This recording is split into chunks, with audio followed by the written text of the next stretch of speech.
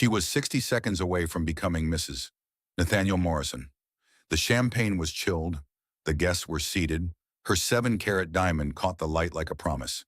Everything was perfect. Then she heard him on the phone through the wall. This whole thing with Ava, it's just a business transaction. She buys everything. In that moment, standing in her wedding dress, Ava Caldwell had 3 choices: run, cry, or burn it all down. What she did next shocked 500 guests and destroyed 2 families. But here's the twist: the phone call wasn't the real betrayal. It wasn't even close. Because when you discover your marriage is a corporate takeover, that's just the beginning. When you realize your dying father might be in on it, that's when things get interesting. And when you find out your entire life has been a carefully constructed lie, that's when you learn what you're really made of. This is the story of a woman who thought she was getting married, who discovered she was being acquired, and who decided that if her life was going to be a transaction, she'd damn well negotiate better terms. Buckle up. This one gets dark. The champagne flutes were baccarat crystal. The flowers were flown in from Ecuador that morning, and the bride was about to destroy everything in exactly 8 hours. But Ava Caldwell didn't know that yet. She stood before the floor-length mirror in the Manhattan penthouse, watching her reflection shimmer in ivory silk. At 32, she'd spent her entire adult life building Caldwell Capital from a respected firm into a powerhouse. Romance had always been a distraction she couldn't afford. Until Nate Morrison walked into that conference room 18 months ago with his disarming smile and his pitch-perfect understanding of everything she'd ever wanted. "Stop fidgeting," her sister Claire said from the velvet settee, scrolling through her phone with the detached interest of someone who'd rather be anywhere else. "You'll wrinkle the dress." Ava turned away from the mirror. Claire looked pale, thinner than usual. The recovery from her latest stint in rehab had been rocky, but she was here. That was what mattered. "I'm not fidgeting. I'm just terrified." Claire's smile didn't reach her eyes. Normal bride stuff. The penthouse buzzed with controlled chaos. Wedding planners moved like surgical teams. Florists adjusted arrangements for the 3rd time. Downstairs, 500 guests were assembling in the ballroom for the social event of the season, the merger of old money, Caldwell breeding with new money, Morrison ambition. Except Nate wasn't new money. That was part of his charm. He came from old Boston stock, or so the story went. Self-made billionaire who'd revolutionized fintech while maintaining that prep school polish. He'd courted Ava with the precision of a master strategist, understanding exactly when to push and when to retreat. "Your father wants to see you," Claire said, standing abruptly. "Before the ceremony, he's in the study." Ava's chest tightened. Richard Caldwell had been diagnosed with stage 4 pancreatic cancer 6 months ago. The doctors gave him a year, maybe less. This wedding wasn't just about love. It was about legacy, about ensuring the company he'd built from nothing would survive in capable hands. Nate had promised to protect it all. She found her father in the wood-paneled study, looking smaller than she remembered. The cancer had hollowed him out, turned him into a sketch of himself, but his eyes were still sharp. "You look beautiful, sweetheart." "Dad, you should be resting." "I'll rest when I'm dead." He said it without humor. "Sit. We need to talk." Ava perched on the edge of the leather chair, her dress pooling around her like a cloud. "I need you to sign something," Richard said, sliding papers across the desk. "Emergency medical power of attorney. Just a precaution. If something happens today, I don't want legal complications." "Nothing's going to happen." "Probably not, but humor your dying father." She scanned the documents. Standard legal language, medical decisions, hospital access, end-of-life care. She signed without reading the fine print. Later, she would replay this moment 1,000 times, searching for the trap she'd missed. "There's something else," Richard said. In the prenup, Nate suggested a clause about merging voting rights. Show of unity, he called it. "Lets you both vote our combined shares as a block." I remember. It's romantic, actually. No separation between. It made my lawyers nervous. Ava froze. "What are you saying?" "I'm saying be careful. Morrison came out of nowhere. Built his empire fast, maybe too fast. Dad, we've been through his financials. Everything checks out. Numbers can lie. Ava, you taught me that." Before she could respond, A knock interrupted them. Nate's business partner, Morgan Reed, stood in the doorway. Tall, elegant, with eyes that seemed to catalog everything. Sorry to interrupt. Nate's looking for you. Richard wants to thank you privately before the ceremony. Richard stood, gripping the desk for support. We'll finish this later, he told Ava. But they wouldn't. There would be no later. Ava waited until they left, then moved to the window overlooking Central Park. Doubt whispered at the edges of her certainty. Her father's warning, Morgan's odd expression, the way Nate had been strangely insistent about that voting rights clause. She shook her head. Wedding day jitters. Everyone got them. She just didn't know hers were about to become something far worse. Chapter 2. The First Crack. The bride's preparation suite connected to a small powder room, which shared a wall with Nate's private study. Ava needed 60 seconds of silence before facing 500 people. 60 seconds to breathe and remember why she was doing this.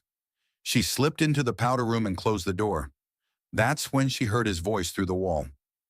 Nate was on the phone, his tone low and urgent. The old building's ventilation system carried sound perfectly through the ornate brass grate. No, it's difficult, but you have to trust me. Everything is going exactly according to plan.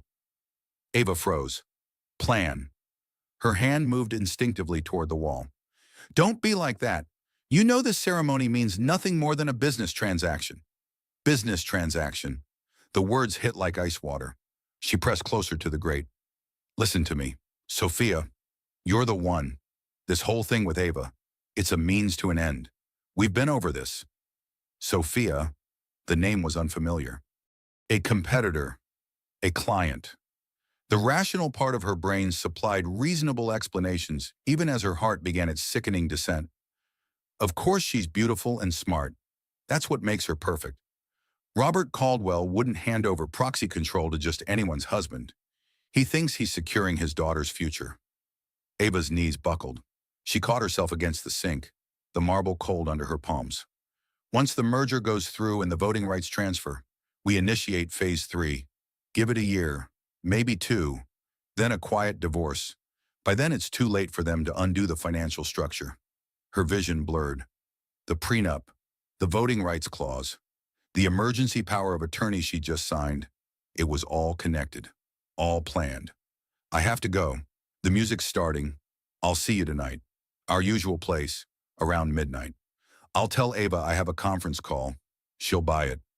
The final sentence carried casual contempt that made her stomach turn. She buys everything. The line went dead.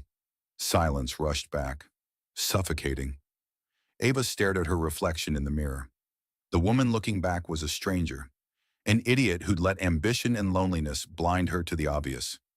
Nate hadn't fallen in love with her. He'd targeted her, courted her with the precision of a corporate raid, and she'd handed him everything. The door opened. Claire stood there, mascara already smudged. They're waiting? Are you ready? Ava turned slowly. For a moment, she considered running, calling it off, exposing him in front of everyone. But her father's face flashed in her mind, the hope in his dying eyes, the belief that he was leaving her protected. She could confront Nate privately. Maybe there was an explanation. Maybe Sophia was code for something else. Maybe she'd misunderstood. I need to talk to him, Ava said. Before the ceremony. It's important. Claire's expression flickered. That's bad luck. I don't care about luck. She found Nate in the hallway outside the study, adjusting his bow tie. He looked devastating in his tuxedo. When he saw her, his face lit up with what looked like genuine joy. Hey, you're not supposed to see me before. Who's Sophia? The joy evaporated. For 3 seconds, his mask slipped and she saw something cold and calculating underneath. Then the smile returned, sheepish and boyish. You heard that, all of it? He ran a hand through his hair, laughing softly. God, this is embarrassing. I was hoping to keep it a surprise. A surprise? Sophia Russo. She's a wedding planner. I hired her months ago to coordinate an anniversary trip to Italy next year. I was pretending it was a business deal because I knew you'd overhear eventually. You're so suspicious of surprises. The explanation was smooth, practiced. It should have reassured her. It didn't. You called our wedding a business transaction. I was teasing her. She kept calling it a merger event because of our families. I was playing along. He stepped closer, taking her hands. Ava, look at me. I love you. This whole elaborate setup was supposed to be romantic. I'm sorry if it came out wrong. She wanted to believe him. God, she wanted to believe him so badly. The voting rights clause was your father's lawyer's idea. Remember to show United Family Governance. I just agreed. Had it been, she couldn't remember now. Everything was muddled. Come here, Nate said gently, pulling her close. You're stressed. Your dad's sick. This whole day is overwhelming, but we're in this together. Always. She let him hold her, breathed in his cologne, felt the steady beat of his heart, and told herself she was being paranoid. The music swelled downstairs. Time to walk into forever, or into the trap. She couldn't tell which anymore. Chapter 3. I knew the ceremony was flawless. Ava walked down the aisle on her father's arm, each step carrying her further into whatever future awaited. The ballroom glittered with old money and new ambition, faces she'd known her whole life mixed with Nate's carefully curated network. Everyone smiled. Everyone believed they were witnessing the beginning of something beautiful. Only Ava felt the wrongness underneath. The officiant's voice washed over her. Love, honor, cherish. The words that should have meant everything now felt like a legal contract she was signing without reading. Nate squeezed her hand, his smile perfect for the cameras. She tried to find truth in his eyes. All she saw was her own reflection. I do, she heard herself say. I do, Nate echoed. The kiss was for show. She understood that now. Everything was for show.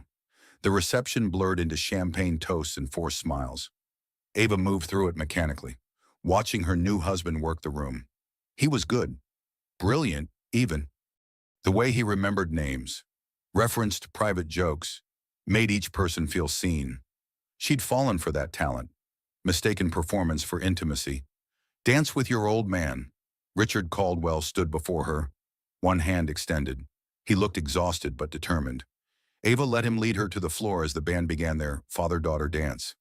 You seem distracted, he said quietly, just overwhelmed. Ava, his grip tightened on her hand. If you're having second thoughts, it's too late for that. Dad, it's never too late. The music swelled. Around them, guests dabbed at tears. The bride and her dying father. One last dance.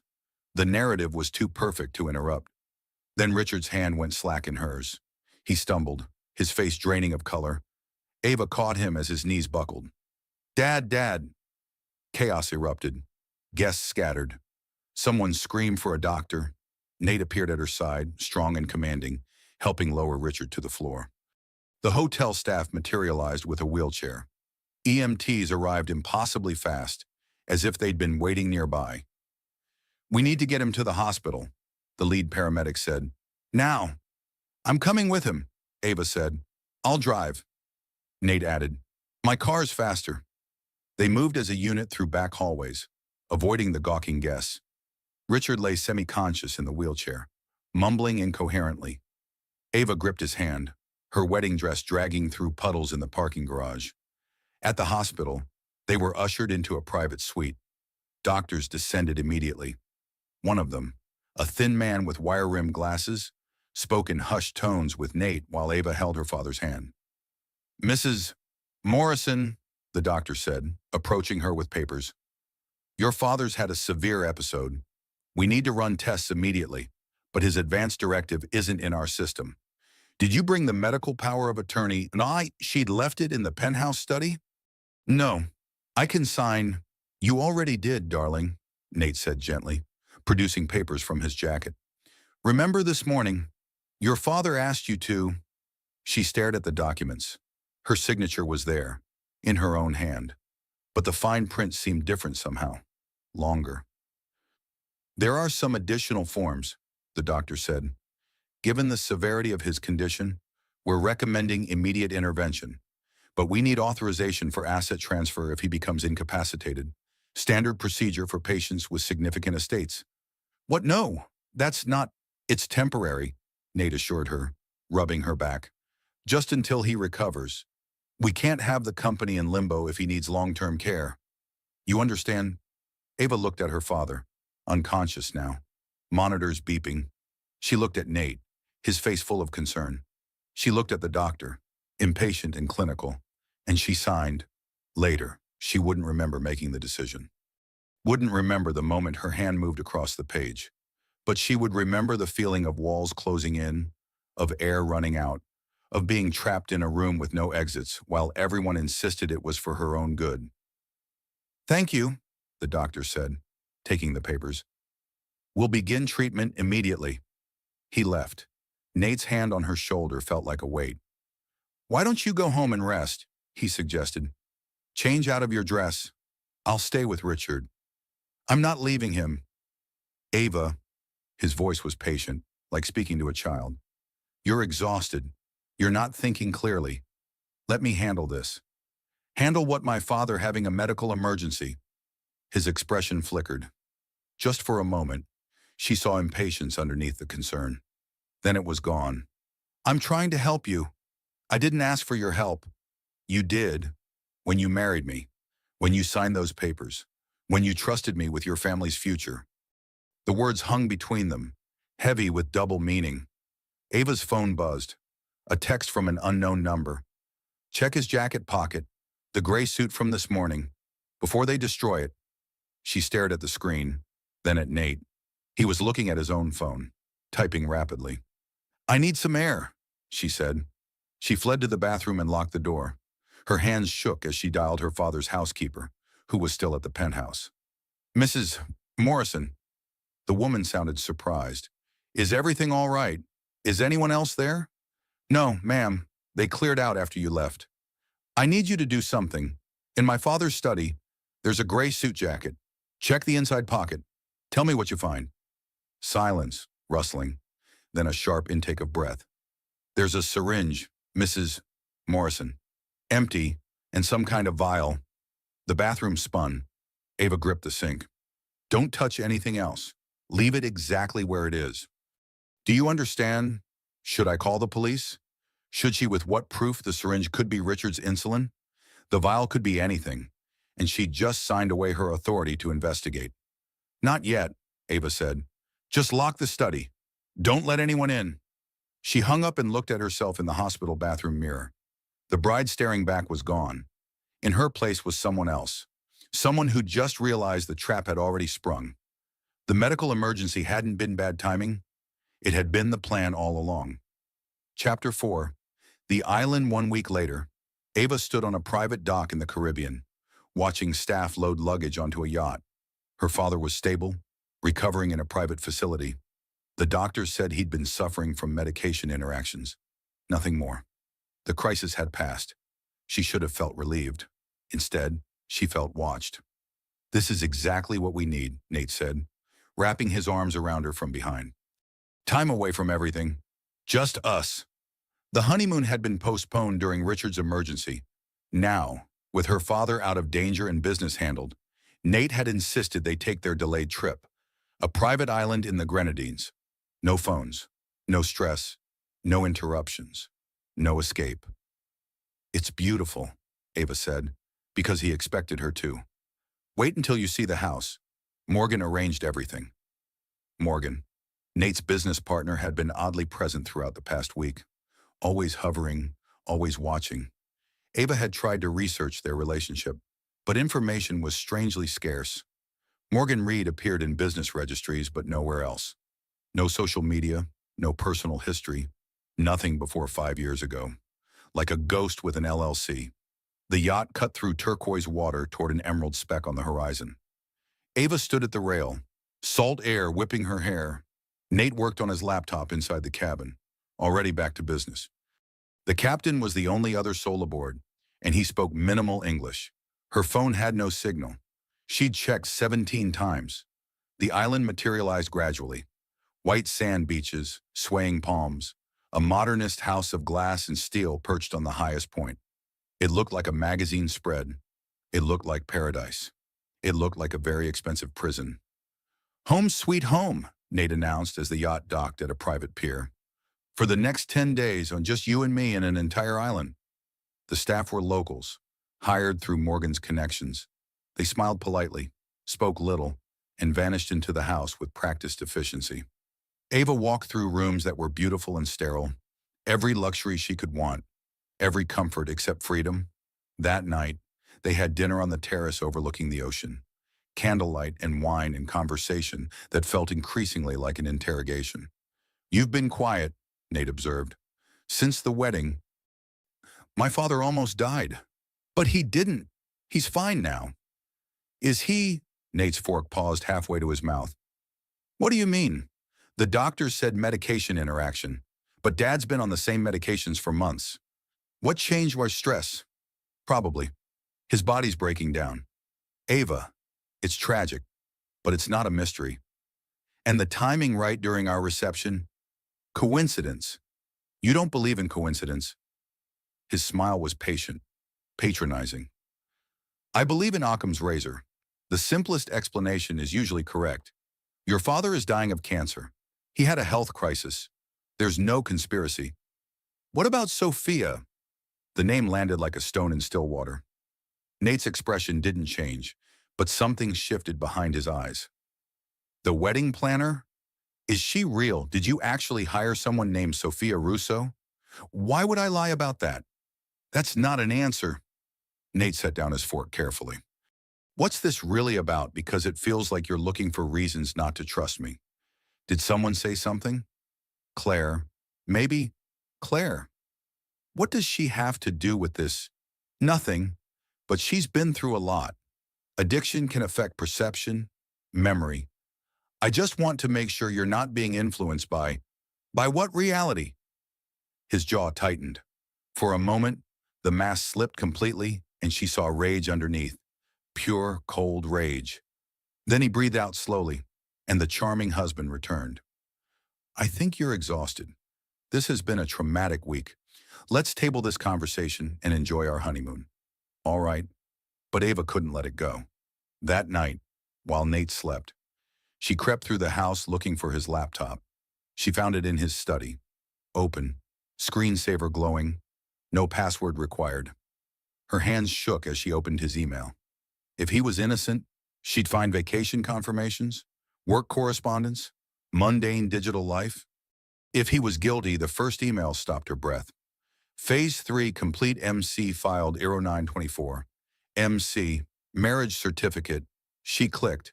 The email chain went back months. Detailed planning, financial projections, references to the Caldwell acquisition, like her family, was a company to be bought, not people to be loved. And there, buried in the attached documents, the real prenup. The one she'd actually signed, not the version her lawyers had reviewed. Every clause designed to transfer control gradually, legally, irrevocably. The proxy voting rights weren't temporary, they were permanent. The power of attorney wasn't medical, it was financial. The charitable foundation Nate had established in her name, it owned 51% of Caldwell Capital, and she'd signed away control of it to a board consisting of Nate, Morgan, and 3 shell companies. Her father's life work, gone, and she'd helped do it. Ava's vision blurred with tears. She scrolled further, looking for something, anything she could use. Evidence of fraud, proof of forgery, a single mistake in the elaborate plan. Instead, she found an email from Morgan, dated 3 years ago. Target confirmed Ava Caldwell. Approach Vector Business Conference, Vancouver. Timeline 18 to 24 months to engagement. Contingencies in place for resistance. 3 years. Before they'd even met, they'd chosen her, studied her, planned every moment of their courtship down to the venue where he'd accidentally sat next to her. She'd never had a chance. A sound behind her. Ava spun to find Nate in the doorway, shirtless, expression unreadable. "Couldn't sleep," he asked. "I was just reading my private correspondence." He stepped into the room, not threatening exactly, but blocking the only exit. "Find anything interesting?" Her mind raced. Lie or confront, pretend or fight. "Who are you?" she whispered. "I'm your husband." "No." "Who are you really?" Nate closed the laptop gently. "I'm someone who saw an opportunity and took it, just like you would have. I would never, You bought 3 competitors in the last 2 years. Hostile takeovers. You didn't care about their families or their legacies. You saw a weakness and exploited it. He moved closer. We're the same. Ava, that's why I chose you. I didn't marry those companies under false pretenses. Didn't you? You promised to preserve their independence in the merger? Then you gutted them. She had. She'd done exactly that. Business is different than love. He laughed. Is it, or is love just the one area where women like you allow yourselves to be weak? The words struck deeper than she expected, because part of her recognized the truth in them. She'd been ruthless everywhere except her heart. What happens now? She asked. Now nothing changes. We're married. The papers are signed. Your father believes you're protected. And in 5 years after the non-compete clauses expire, you'll get a very generous divorce settlement. 5 years, or 10, depends on how cooperative you are. Ava looked at the man she'd married. Really looked, perhaps for the first time. He wasn't evil. He was just empty. A brilliant strategist who'd optimized his entire life around acquisition and accumulation. She'd admired that quality, built her career on it. Now it would destroy her. I'll fight this, she said, with what every document was properly executed, every signature witnessed. Your own lawyers approved everything. Then I'll tell my father the truth. Nate's smile was pitying. Your dying father. The stress alone could kill him. And what would you tell him, that his daughter was outsmarted, that the company he built is gone, because she fell for a romantic gesture? He was right. The truth would destroy Richard faster than the cancer. There's always a way out, Ava said. Not this time. I've been planning this for 3 years. You've been reacting for 3 days. You're already behind.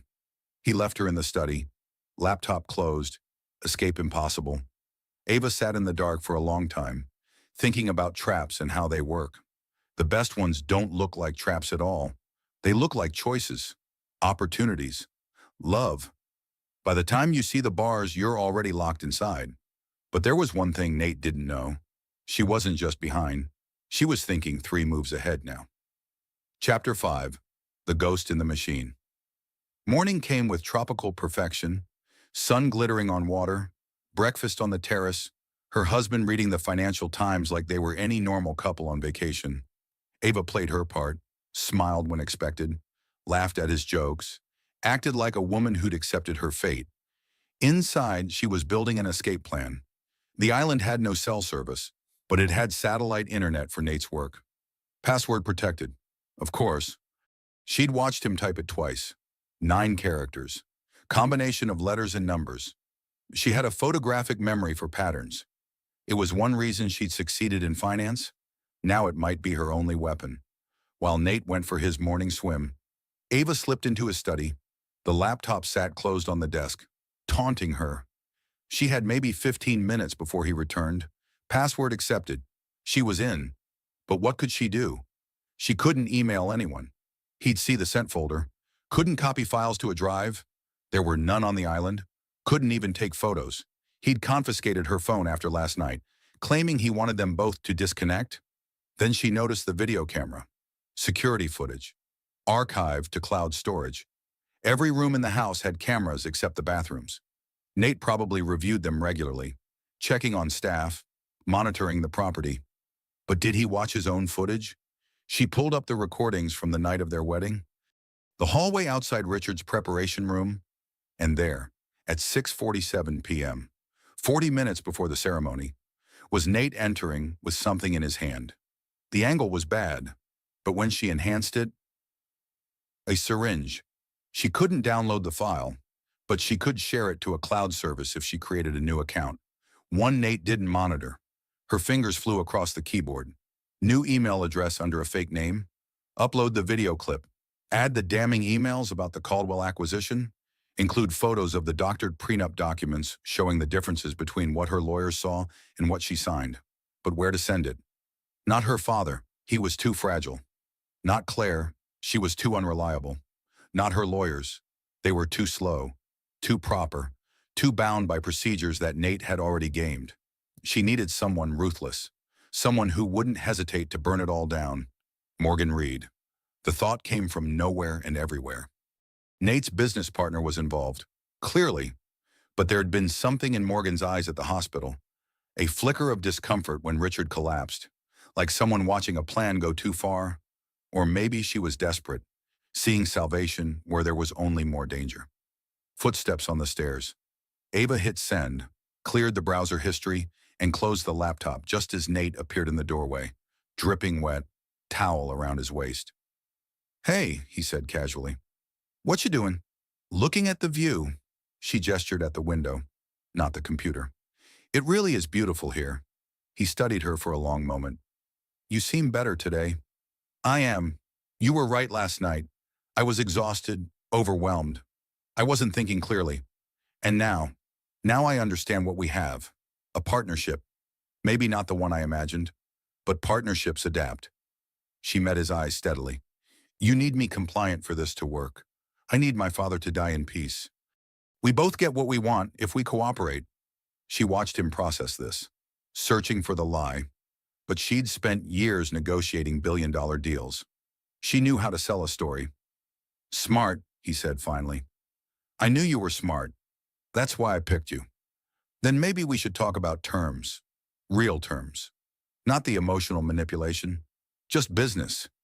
Interest flickered across his face. This was language he understood. "What do you want at transparency? Real numbers on what Caldwell Capital is worth. What you're planning. My actual position in all of it. If I'm going to be part of this, I need to understand the full picture. Why? Because in 5 years, I want to be your partner, not your victim. I want equity in whatever you build with my family's assets. And I want to know I'm working with someone smart enough to pull this off, not just someone who got lucky." It was exactly the right pitch. Appeal to his ego, reframe the dynamic, make him believe her capitulation was actually strategic thinking. "I'll think about it," he said, but she saw the shift in his eyes. He was considering it, considering that maybe having a willing partner was better than a trapped prisoner. Good. Let him think that, because while he was thinking, she was planning. That afternoon, they had lunch with the island's property manager, a local man named James who ran the place for its wealthy owner. Ava played the charming newlywed, asking questions about the island's history, the native birds, the best snorkeling spots. "Is there a way to call the mainland?" she asked casually. "I'd love to check on my father, just for peace of mind." "Satellite phone in the main office," James said. "But Mr. Morrison asked us to hold all calls during your stay. Part of the digital detox experience?" "Of course," Ava said smoothly. "I understand." But she noted where the office was, and she noticed that James wore the keys on his belt. That night, after Nate fell asleep, she crept through the dark house. Every shadow seemed to hide a camera. Every creak of the floorboards threatened to wake him. She made it to the office, a small building separate from the main house. Locked. She tried the windows. Also locked. There was no way in without breaking something, and that would alert everyone. She was about to give up when she noticed the light on in one of the staff cottages. A figure moved inside. She crept closer and recognized the island's cook, a woman named Marie who'd been kind to her. Ava knocked softly. Marie opened the door, surprised. "Mrs. Morrison, is everything all right?" "I need help," Ava said quietly, "and I need you to trust me." Something in her voice, some desperate honesty, made Marie step aside. Ava entered the small, neat cottage and told her everything. Not the complicated financial stuff, just the simple truth her husband was dangerous. She was trapped, and she needed to make one phone call. Marie listened, expression unreadable. When Ava finished, she expected the woman to throw her out, to report her to Nate, to dismiss her as a paranoid rich woman. Instead, Marie reached into her pocket and pulled out a cell phone. "My daughter lives in Barbados," she said. "I call her every Sunday. The signal is bad, but it works from the North Beach around dawn. I can't ask you to. You didn't ask. I'm offering." Marie pressed the phone into Ava's hand. "Whatever is happening, it's not right. I see how he watches you, like a cat with a bird." Ava could have wept. Instead, she memorized the phone and promised to have it back before anyone noticed. At 5 a.m., she hiked to the North Beach. The phone showed one bar of signal, flickering. She dialed the number she'd memorized for emergencies, hoping it still worked. 3 rings, 4, then a voice she hadn't expected. "Hello, Morgan," Ava breathed. "It's me. We need to talk." Chapter 6, The Devil You Know. "How did you get this number?" Morgan's voice was sharp, alert despite the early hour. "I need you to check an email account." Ava rattled off the fake address she'd created. "There's evidence there. Security footage. Documents. Everything." Silence. The connection crackled with static and distance. "Why would I help you?" Morgan asked finally. "Because this isn't what you signed up for." Ava paced the beach, watching the horizon lighten. "I saw your face when my father collapsed. You weren't expecting that. Whatever you thought this was. Poisoning a dying man wasn't part of it." "I didn't poison anyone." "But Nate did. And you know it." More silence. Ava held her breath, watching the single bar of signal flicker. "Even if what you're saying is true," Morgan said carefully, "I can't help you. I'm in too deep." "Then let me help you." The words tumbled out, a negotiation forming in real time. "You want Caldwell Capital. I understand that. But you don't need to destroy me to get it. Work with me instead of against me." "Work with you, how?" "I'll give you Nate." She heard Morgan's intake of breath. "He's planning to cut you out," Ava continued, the lie forming as she spoke. "I saw the emails. Phase 4 involves transferring all assets to a trust in the Caymans. Your name isn't on it." It was a gamble. She had no idea if this was true, but she knew enough about partnerships to know they rarely lasted once the acquisition was complete. "You're lying," Morgan said, but there was doubt in the voice. "Am I check the Cayman Registry? Morrison Family Trust. Established last month. I bet you're not a beneficiary." The connection died. Ava stared at the phone, unsure if Morgan had hung up or if the signal had failed. She waited 5 minutes, then 10. The sun was rising now, golden light spreading across the water. She needed to get back before the phone buzzed. Text message from an unknown number. "Check your fake email. I sent something. Don't trust anyone." Ava's hands shook as she navigated to the email account. New message. No subject. Just an attachment. A video file. She downloaded it, the progress bar crawling across the screen. Finally, it opened. Security footage from a house she didn't recognize. Timestamp from 3 years ago. Nate appeared on screen. Younger but unmistakable. He was meeting with someone in a dark suit. They spoke for a moment, then the other person handed Nate a folder. The camera angle was perfect, clearly installed to capture this exact transaction. The person in the suit turned toward the camera. Ava's blood turned to ice. It was her father. Chapter 7. The long con. Ava watched the video 3 more times, hoping she'd misunderstood. But there was no mistake. 3 years ago, before she'd ever met Nate, Richard Caldwell had been meeting with him. Discussing her. Planning. The pieces rearranged themselves into a horrifying new picture. Her father's cancer diagnosis came 6 months after she started dating Nate. Richard's sudden urgency about legacy, about marriage, about securing the company. His token resistance to the prenup that melted away too easily. The medical emergency timed perfectly to force her hand. What if none of it was real? What if her father wasn't dying at all? The phone's battery was dying, down to 3%. She had maybe one more call.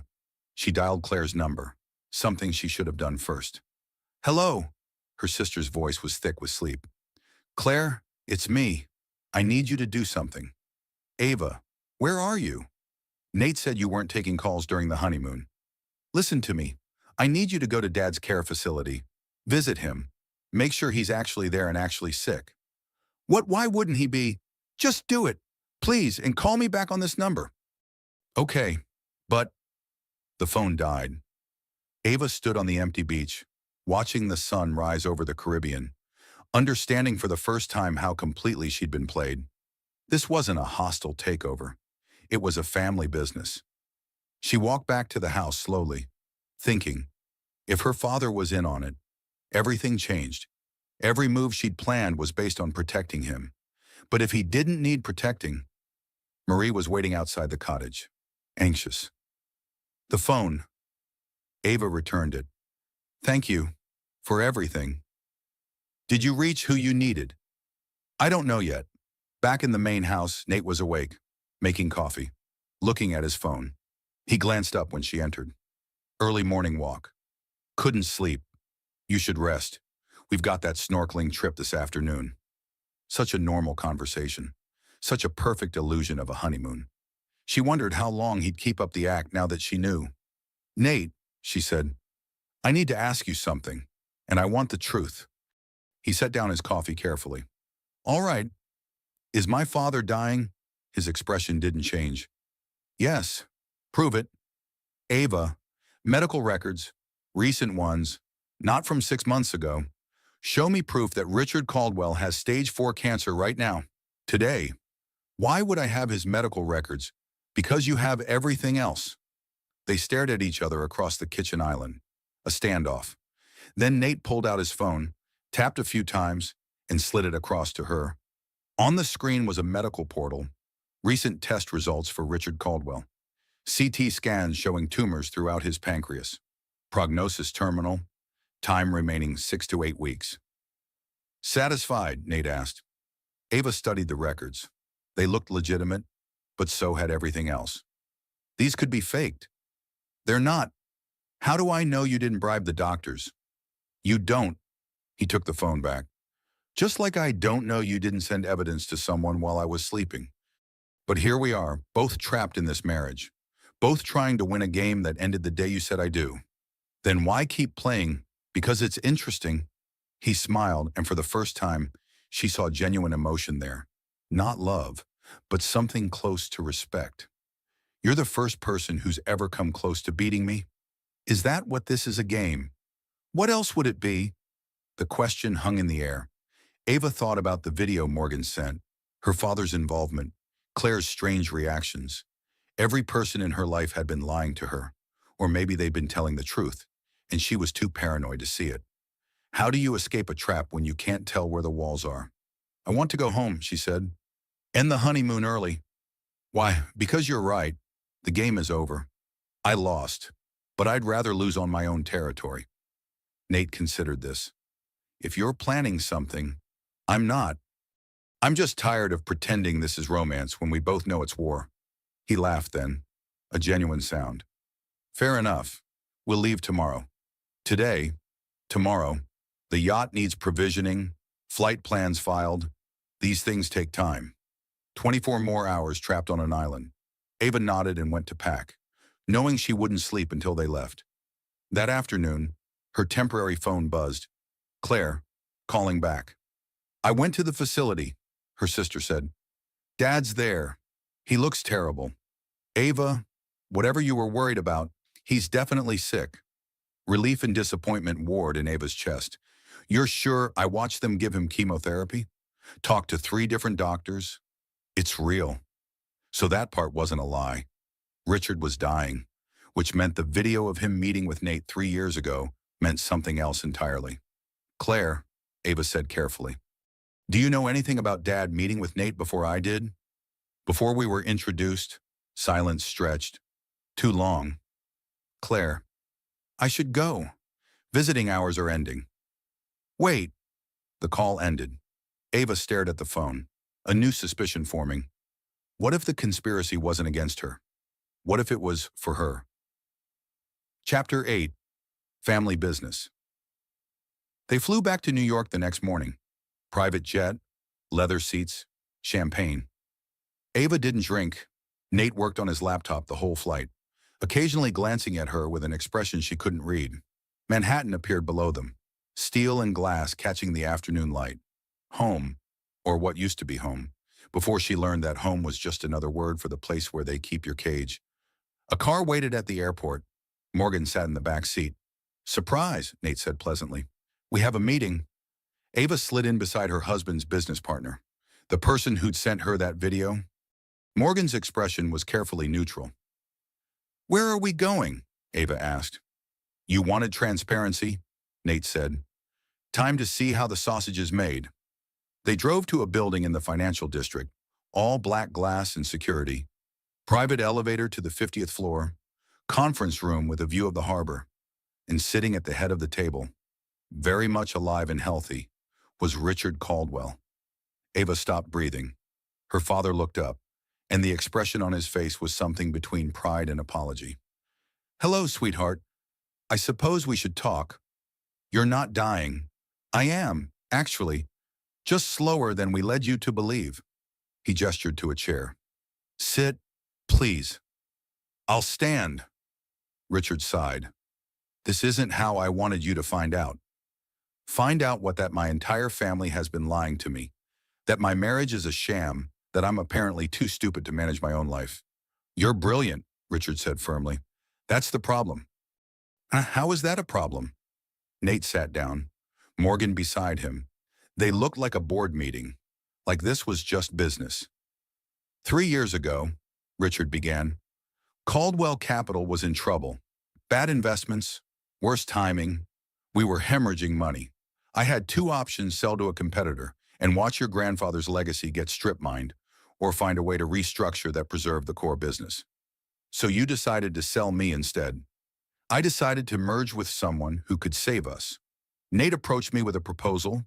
He had capital, connections, vision, but he wanted assurances. He wanted family investment, not just financial." Ava laughed bitterly. "You sold me like livestock. I introduced you to someone who could help us. What happened after was your choice. Was it how much of our relationship was real?" "Nate." Her husband met her eyes. "The attraction was real. The respect was real. The strategy was real. Can't something be both?" "No," Ava said flatly. "It can't." Morgan spoke for the first time. "We're not the villains in this story." "Then who are?" "No one. It's just business. Caldwell Capital needed saving. Nate's firm needed respectability and market access. You wanted someone who understood your world. Everyone got what they wanted. Except I didn't want a business transaction. I wanted a marriage." "Did you?" Richard asked quietly. "Or did you want someone who wouldn't interfere with your career, who understood that work came first, who wouldn't ask you to choose between family and ambition?" The words hit harder than she expected because they were true. She'd never wanted a traditional marriage. She'd wanted a partnership, a merger of equals. She just wanted the choice. "You should have told me," she said. "Would you have agreed?" Nate asked. "I don't know, but I deserved the option." "You're right." Richard stood slowly, and Ava saw he really was sick. Thinner, moving carefully. The cancer was real, just not as urgent as they'd claimed. "We lied to you, manipulated you, and I'm sorry." "Sorry doesn't fix this." "No, but this might." He slid papers across the table. "New terms, real ones. Equal partnership in the merged company. Real voting rights, not proxy. Veto power on major decisions. And an out. An out. Divorce papers, pre-signed, dated today. If you want to walk away, you can. The company will survive without this merger. Nate's already transferred enough capital to stabilize us. You're free." Ava picked up the papers, scanning them. They were exactly what he said. Freedom, in triplicate, properly notarized. "Why?" she asked. "Because I'm dying," Richard said simply. "And I don't want my last act to be destroying my daughter's life. I wanted to save the company. I wanted to secure your future. But I wanted you to choose it. Even if I choose to leave, even then," she looked at Nate. "And you agree to this?" "I want a partner, not a prisoner," he said. "If you stay, I want it to be because you believe in what we're building. If you go, at least we tried." It was the most honest thing any of them had said. Ava held the papers, feeling their weight. Freedom was lighter than she'd expected. "I need time," she said. "Take it," Richard said. "Take all the time you need." She walked out of the conference room, out of the building, into the Manhattan afternoon. For the first time in weeks, she could breathe.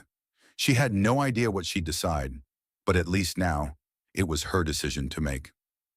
Chapter 9. The truth: Ava spent 3 days alone in her old apartment, the one she'd kept just in case before the wedding. The space felt smaller than she remembered, full of a past self she barely recognized. She thought about everything: the lies, the manipulation, the strange gray area where coercion and consent blurred together. They'd trapped her. Yes. But they'd also handed her something she wanted: a partnership that understood ambition, a father's approval, a solution to problems she'd been trying to solve alone. The question wasn't whether they'd betrayed her. They had. The question was whether she could live with it.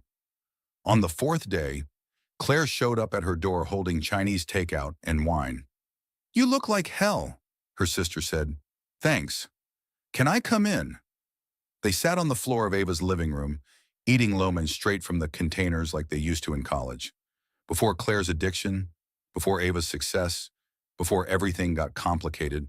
"I knew," Claire said quietly, "about Dad and Nate's arrangement. Not all of it, but enough." Ava set down her fork. "Why didn't you tell me?" "Because Dad asked me not to, and because—" Claire looked away. "Because I was jealous. You had everything. Ava, the job, the money, Dad's respect. I wanted you to lose something for once. So you let me marry a man who was using me? I let you marry a man who might actually understand you, which is more than most people get. That's fucked up, Claire." "Yeah, it is." Her sister met her eyes. "But it's also kind of true, isn't it?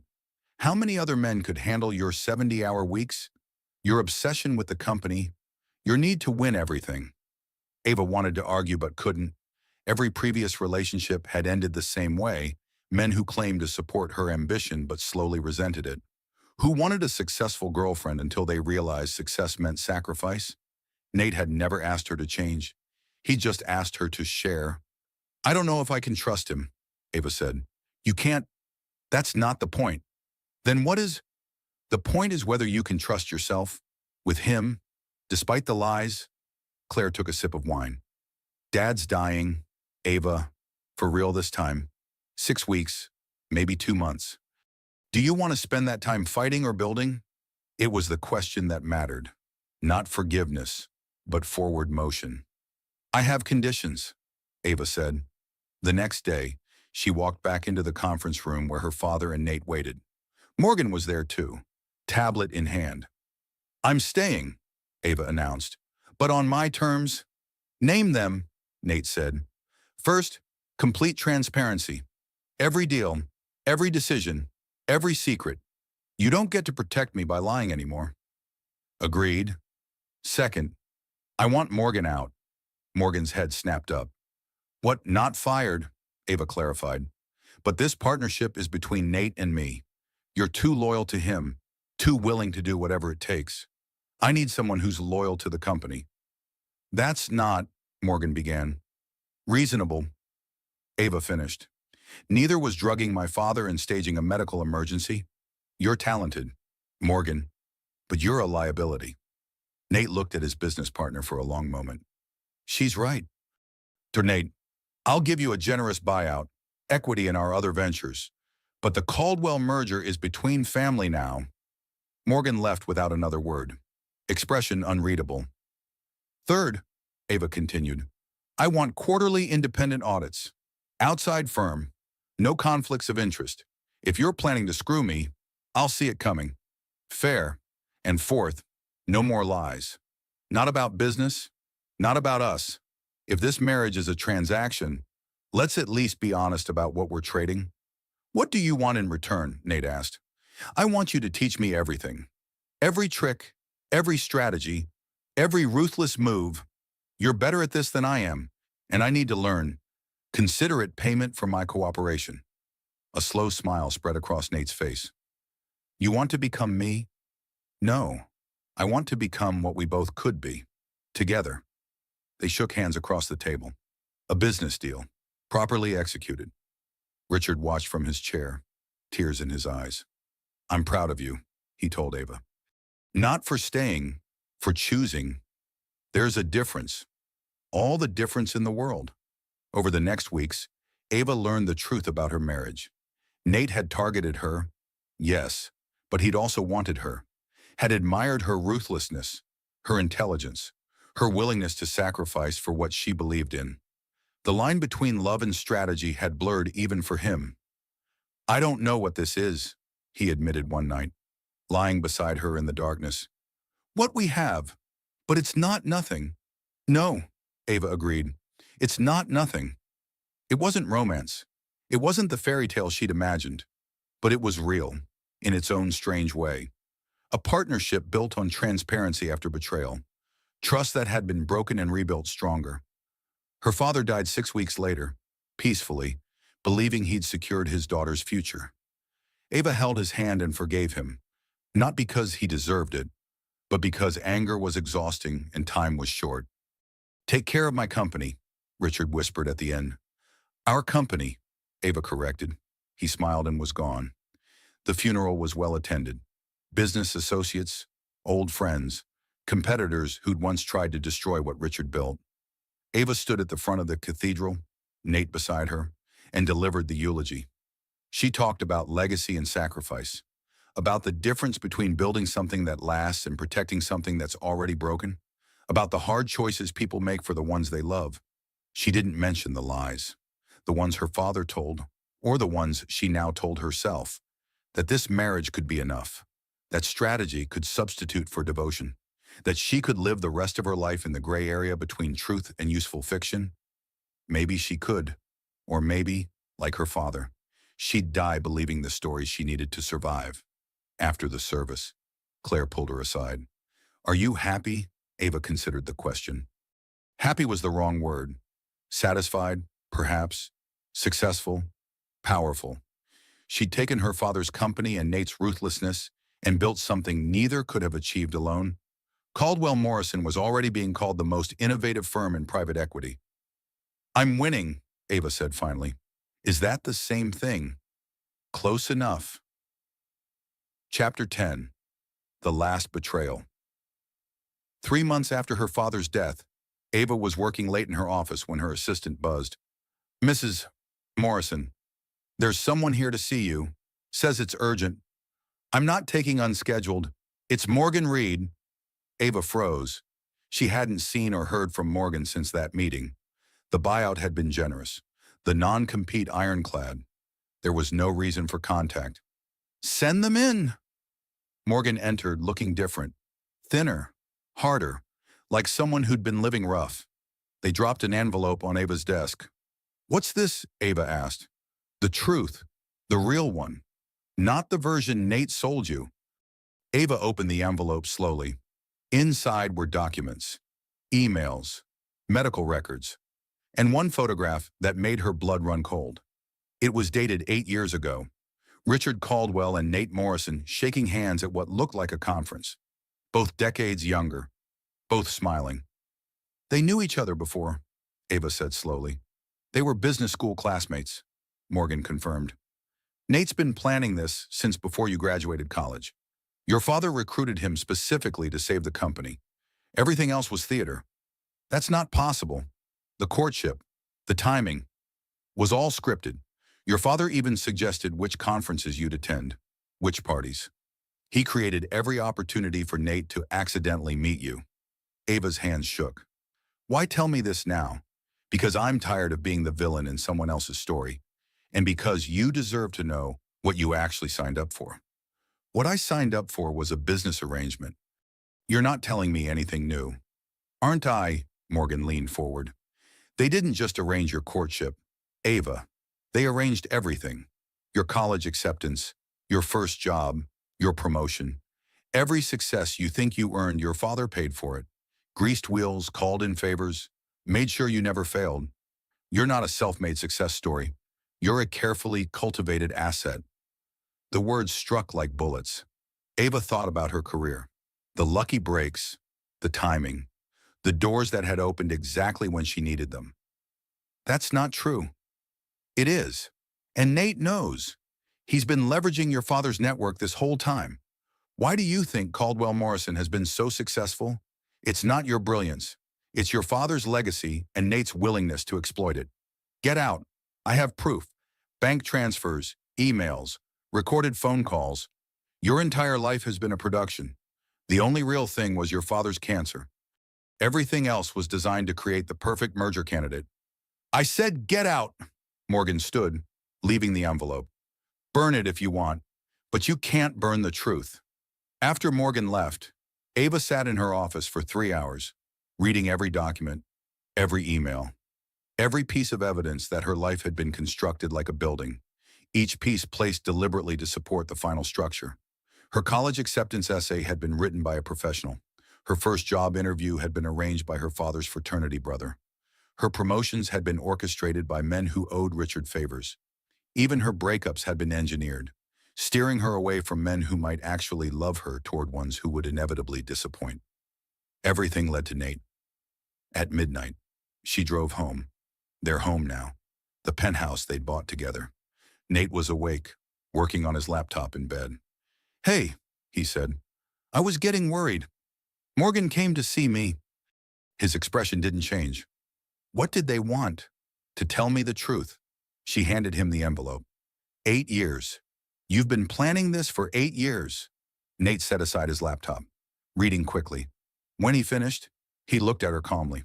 "It's true. All of it. Most of it. Some of those documents are exaggerated.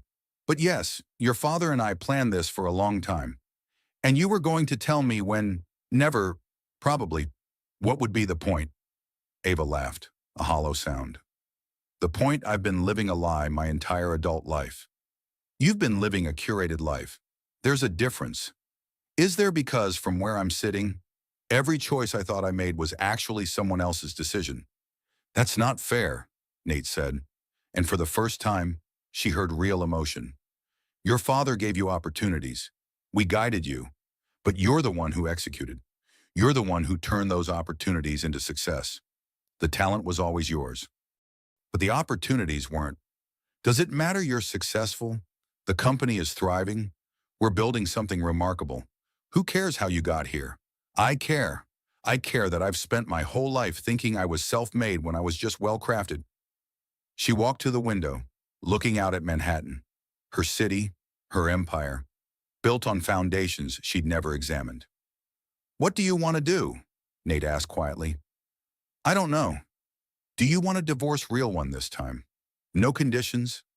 She thought about walking away, starting over with nothing, proving she could do it alone. But she was 32. Most of her professional network was tied to her father's legacy. Most of her wealth was merged with Nate's. Starting over would mean starting from zero, and for what pride? "No," she said finally. "I don't want a divorce." "Then what?" "I want you to stop lying to me. Forever. No more secrets.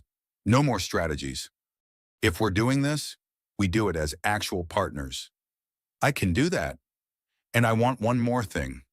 "Name it." "I want to know if any of it was real, any of your feelings for me, or was I just always the mark?" Nate stood, crossing to stand beside her at the window. "I didn't plan to like you," he said quietly. "That wasn't part of the strategy. But somewhere between the first meeting and the wedding, I realized you were the most interesting person I'd ever met. Smart enough to almost catch me, ruthless enough to understand why I did it, strong enough to stay even after you knew. That's not love. No, but it's not nothing either." Ava leaned against him, feeling the solid reality of his presence. Not a romantic gesture, just acknowledgement that they were in this together, for better or worse. "We're terrible people," she said. "Probably. Is this enough, building an empire with someone who sees you as an asset? I don't know. But I'd rather try with you than succeed with anyone else." They stood together in the darkness. Two brilliant, broken people who'd found each other through calculation and stayed through something close to choice. The next morning, Ava called a press conference, announced a major reorganization of Caldwell Morrison, new leadership structure, new transparency initiatives, new commitment to ethical practices. She didn't mention Morgan or the revelations, just positioned the company for a future built on truth instead of manipulation. It was a good story. The media loved it, and like all good stories, it was only partly true. That night, she found the envelope Morgan had left and fed it page by page into the fireplace. Watched years of secrets turn to ash. Some truths were better buried, Claire called as the last page burned. "I saw the press conference. New direction. Something like that. Are you happy?" Ava looked at the flames, thinking about happiness, about success. about the difference between the life you're given and the one you choose. I'm building something that will last, she said. That's better than happy. Is it, though? It has to be.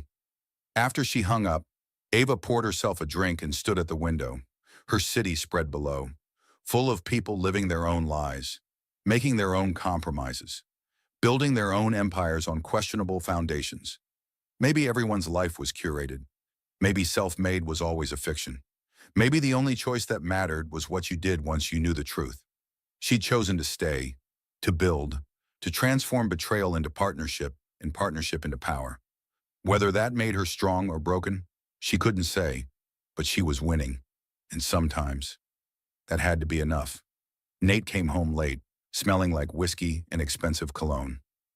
"Bad meeting?" she asked. "Complicated one?" He kissed her forehead, a gesture that might have been affection or might have been habit. "The Tokyo deal is falling apart. Morgan contacted them, poisoning the well. Can we salvage it? Probably, but it'll cost us. Then we pay." He smiled at her determination. "This is why I chose you. I thought my father chose me. He chose the opportunity. I chose the woman." It might have been true. It might have been another lie. Ava had stopped being able to tell the difference. She kissed him back, and they moved toward the bedroom. Two people who'd built their marriage on calculated risk and uncertain return. It wasn't love, but it was something. And in their world, something was more than most people ever got. Years later, when journalists wrote about the Caldwell-Morrison empire, they'd call it a modern fairy tale. Two brilliant minds coming together to build something revolutionary. They'd talk about synergy and partnership and the power of shared vision. They'd never mention the lies.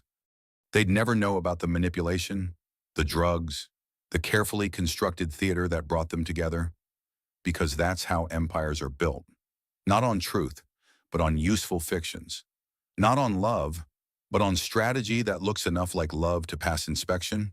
Ava understood that now, had learned to live with it, had maybe even learned to appreciate the elegance of the trap she'd walked into. She was a prisoner who'd learned to love her cage, or maybe she was the one who'd built the cage all along, and everyone else was just living in it. Either way, she'd won. And in the end, that was the only truth that mattered. So here's the question nobody wants to ask. Was Ava a victim who found her power, or a predator who finally met her match? Maybe she was both. Maybe we all are. The truth is, most of us make compromises we never thought we'd make. We stay in situations that hurt us because leaving costs more. We call it love when it's really strategy. We build our lives on foundations we're afraid to examine. Ava chose to stay and fight from the inside, to transform her prison into her kingdom. Some people call that strength. Others call it Stockholm Syndrome. What do you call it? Drop your thoughts in the comments. Would you have walked away, stayed and fought? Burned it all down? I genuinely want to know what you'd do in her position. If this story made you feel something, anger, recognition, maybe uncomfortable understanding, hit that like button. Share it with someone who needs to hear that complicated situations don't always have clean answers. And subscribe, because next week's story is even messier. It's about a woman who destroyed her husband's career to save her children, or did she destroy her children to save her career? Depends who you ask. Real life is complicated. These stories honor that complexity. Thanks for staying with me through this one. I know it was heavy. But sometimes the darkest stories teach us the most about ourselves. See you next time. And remember, you're always one choice away from a completely different life. The question is, which choice can you live with? He had it all, a billion-dollar empire, a name that commanded respect, and a stunning fiancée who was the envy of society. Damian Blackwood was about to announce his marriage, cementing a legacy of power and success. The future was written in gold, but in the span of a single heartbeat, his entire world would come crashing down. It wouldn't be a market crash or a business rival that destroyed him. It would be the face of a woman he thought he'd never see again, the hired chef for his engagement party, and the two small children standing by her side, one of whom had his own eyes. The air at the Blackwood estate in the Napa Valley Hills was thick with the scent of money blooming night jasmine and self-congratulation. Damien Blackwood stood on the marble terrace, a flute of vintage Dom Perignon cool in his hand, his gaze sweeping over the glittering assembly. Every titan of industry, every venture capitalist with a Midas touch, and every society swan from San Francisco to Los Angeles was here. They had come to celebrate him, to celebrate them. He felt the delicate touch of a hand on his arm and turned. Isabel Sterling smiled up at him, her beauty as sharp and flawless as the 10-carat diamond he had placed on her finger. Her dress, a column of silver silk, by a designer whose name was a password into the highest echelons, clung to her frame. She was perfect, an asset, a partner who understood that their marriage was not just a union of hearts, but a merger of dynasties. "They're all watching you, darling," she murmured, her voice a low purr. "They're waiting." Damien nodded, a practiced charming smile gracing his lips. Let them wait a little longer. Builds anticipation. But as he looked past her, into the dazzling lights and the sea of expectant faces, a familiar hollowness echoed in his chest. He had climbed the mountain. From a cramped apartment in San Jose to this sprawling palace of glass and stone, he had conquered the tech world with a ruthlessness that was legendary. He had everything he had ever fought for. So why did it feel like he was standing in an exquisitely decorated empty room? He pushed the thought away. It was pre-wedding jitters. Nothing more. He was 35 years old, the CEO of Blackwood Dynamics, a man on the cusp of a powerful marriage. This was the pinnacle. This was victory. "The catering is exquisite," Isabel noted, gesturing vaguely towards the army of black and white-clad staff moving silently among the guests. "I was worried about hiring a lesser-known company, but their lead chef, this Esther Vance, came with impeccable, if quiet, recommendations." The name meant nothing to him. He was about to reply when his chief of staff, a perpetually flustered man named Peterson, appeared at his elbow. "Mr. Blackwood, it's time. The press is positioned, and everyone is waiting for the announcement." Damien drained his champagne. "Showtime." He led Isabel to a small raised platform at the edge of the terrace, overlooking the valley below. A microphone stood waiting. The chatter of the crowd hushed, turning into a collective, respectful silence. He tapped the microphone, the sound booming softly through the state-of-the-art speakers. "Good evening, everyone," he began, his voice calm and commanding. "Thank you all for joining us tonight. For years, my focus has been singular, building a legacy, creating something that lasts." He paused, turning to smile at Isabel, who basked in the adoration of the crowd. "But a legacy built alone is just an empire of one. I've come to realize that the greatest success is one that is shared." He was in his element now, the words flowing as smoothly as a rehearsed keynote speech. He spoke of the future of merging the Blackwood and Sterling names, of shared ambitions and a brilliant horizon.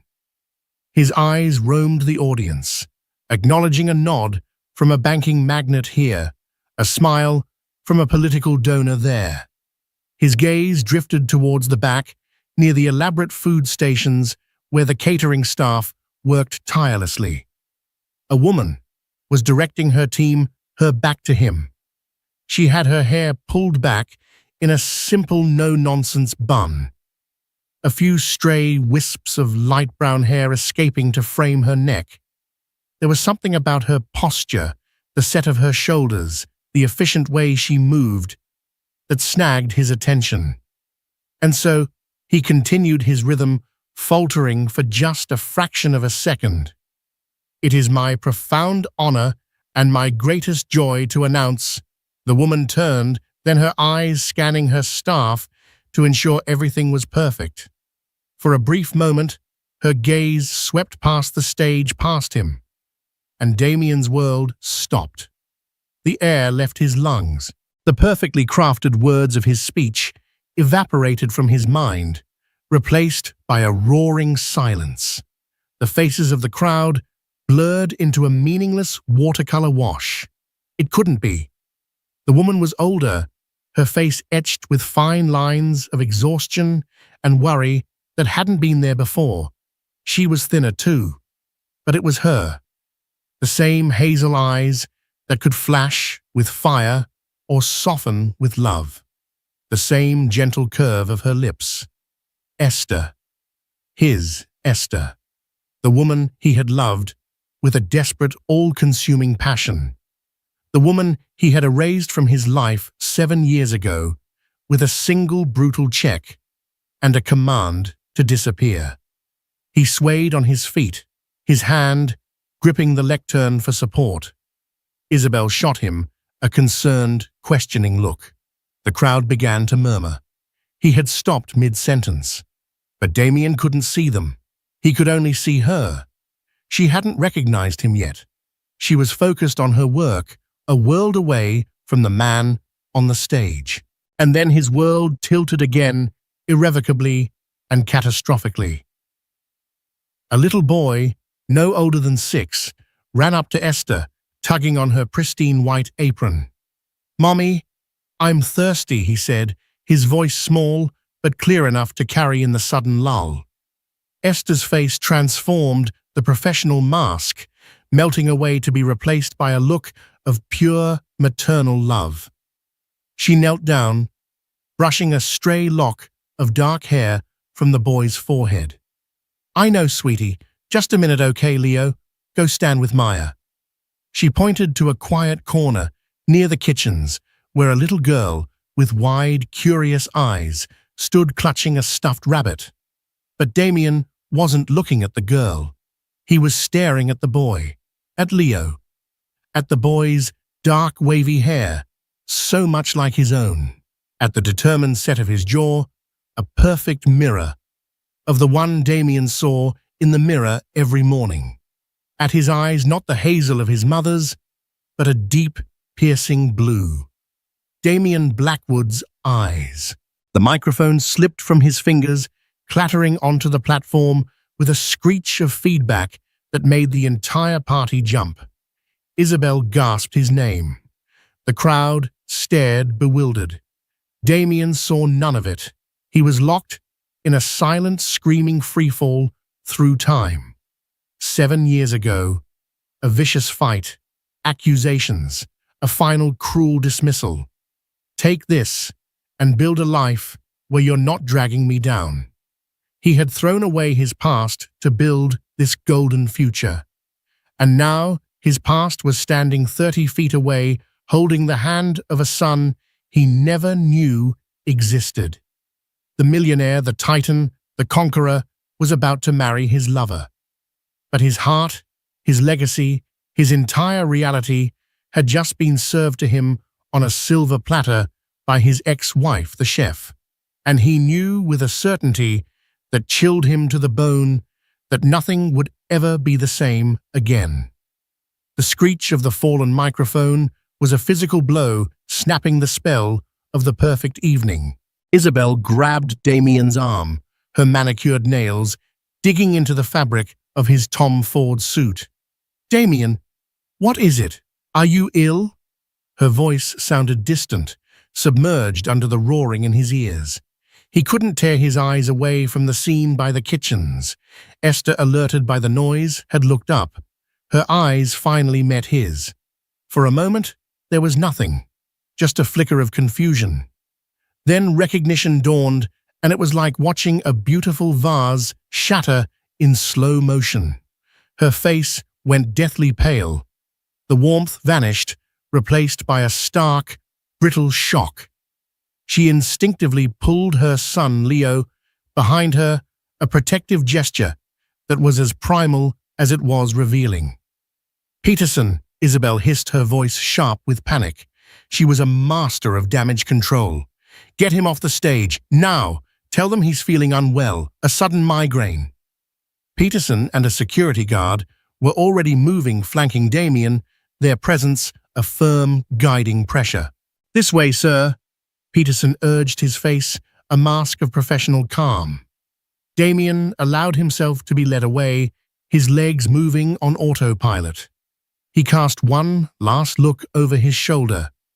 Esther was already gone, vanished back into the chaos of the kitchens, the two children spirited away with her. It was as if she had been a ghost, a hallucination, brought on by stress and champagne. But the image of the boy of his son was burned onto the back of his eyelids. They hustled him into the library, a vast two-story room, lined with leather-bound books he'd never read. Isabel shut the heavy oak doors, and the muffled sound of the party died away.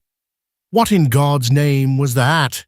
she demanded, her voice losing its polished edge, replaced by a raw, furious tremor. "You looked like you'd seen a ghost. You humiliated me, Damien, in front of everyone." "The chef," he said, his voice hoarse, unrecognizable to his own ears. "The chef, Esther Vance." "What about her?" Isabel snapped. "Did she poison the canapes? She's my ex-wife." He breathed the words, tasting like ash in his mouth. Isabel froze. All the color drained from her face, leaving her stunning features looking sharp and skeletal. "You're... what? The shy girl from college you mentioned once? The one who couldn't handle your ambition? That's her." He didn't answer. He was pacing the room like a caged panther, his mind a maelstrom of fractured memories and impossible questions. Esther, here, after all these years, he had built walls around that part of his life, convincing himself that the past was a foreign country to which he could never return. "And the children," he whispered, stopping to face Isabel, his eyes wide with a terrifying, dawning certainty. "Did you see the boy, Isabel? Did you see his eyes, understanding, cold and dreadful, washed over her?" "No," she said, shaking her head as if to deny the very possibility. "No, it's not possible. You would have known." "Would I?"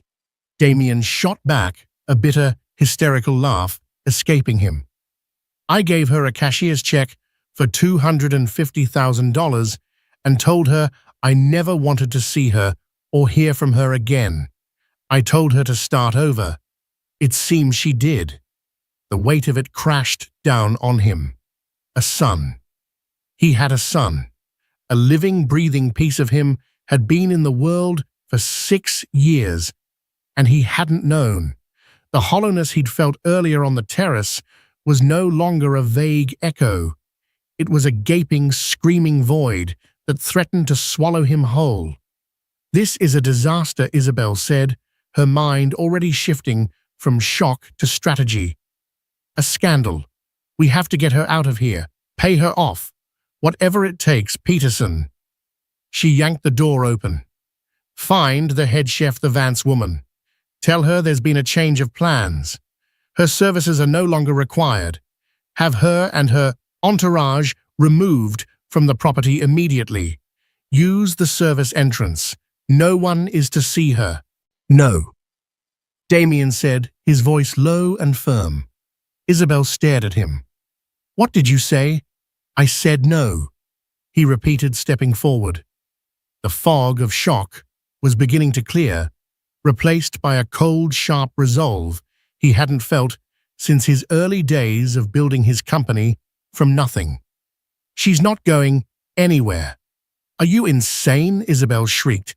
"She's your past, Damien, a past that has 2 inconvenient secret children attached, our merger, our future.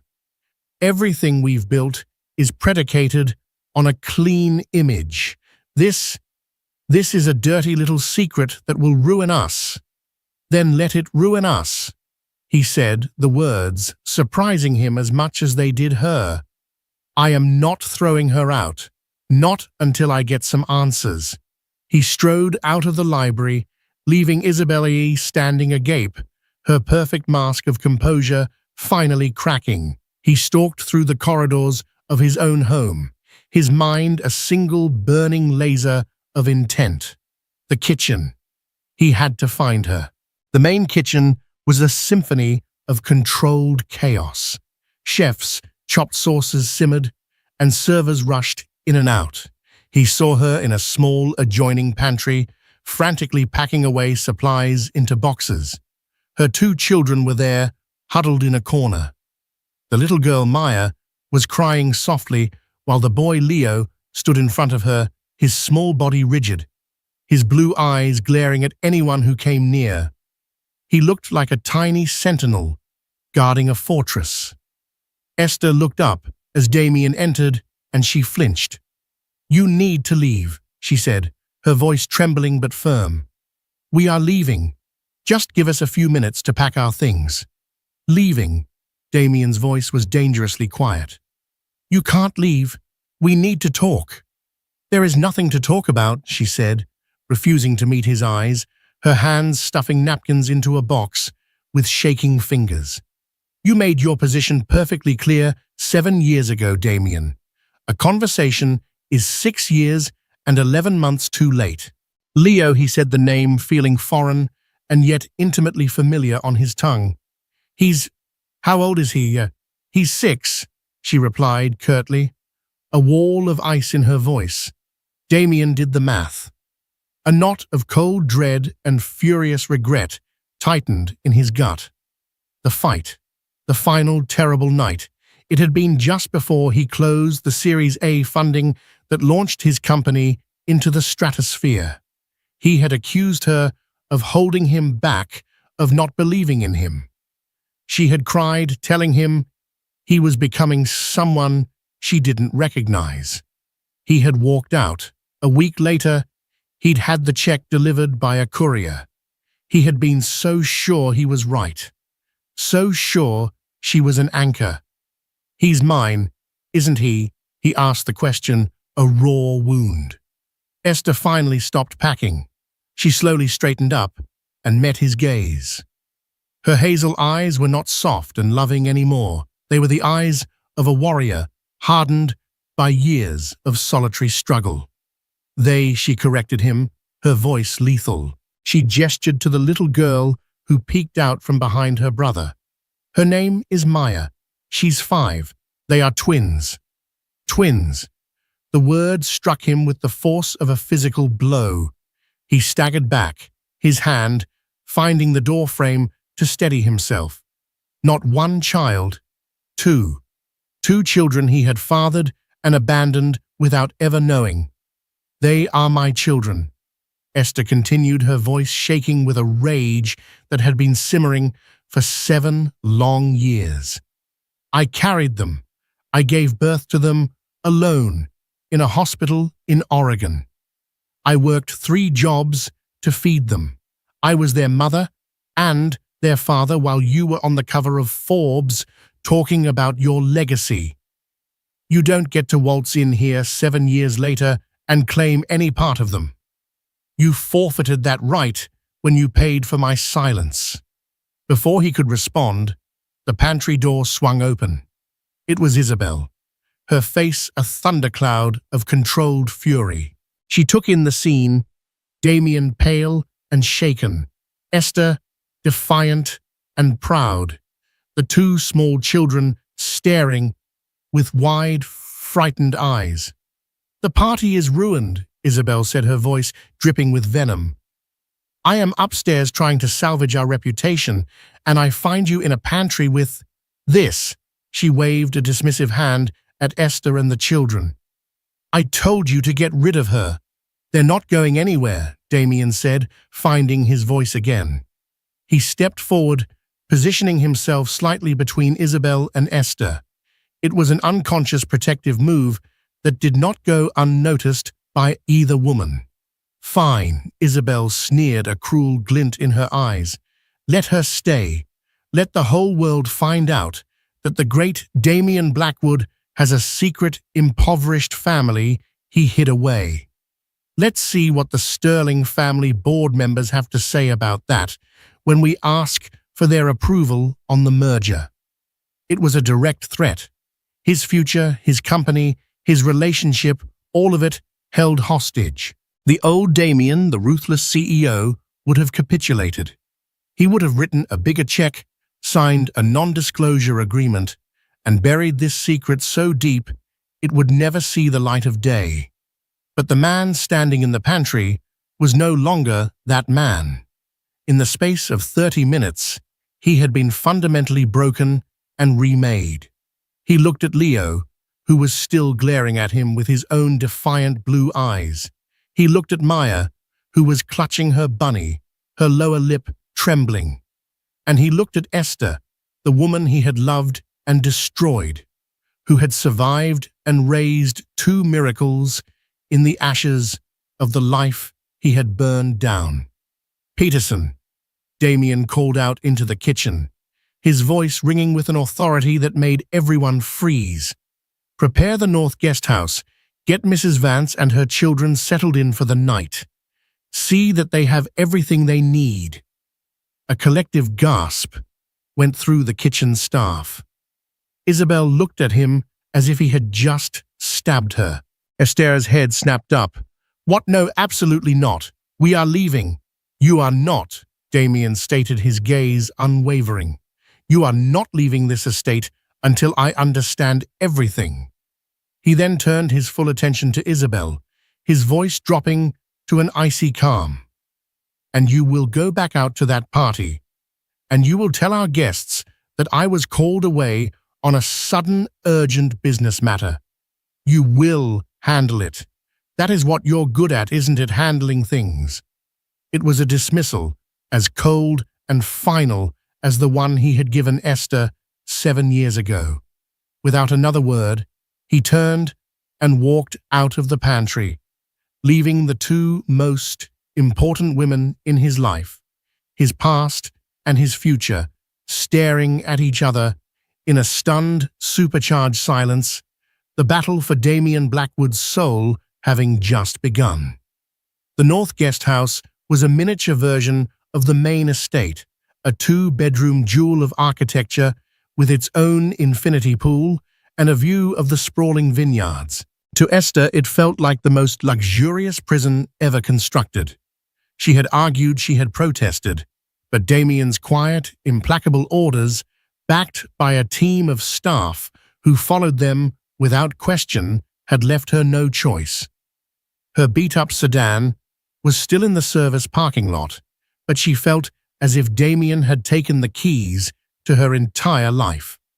The first morning was a study in unbearable tension. A lavish breakfast was delivered, but no one ate.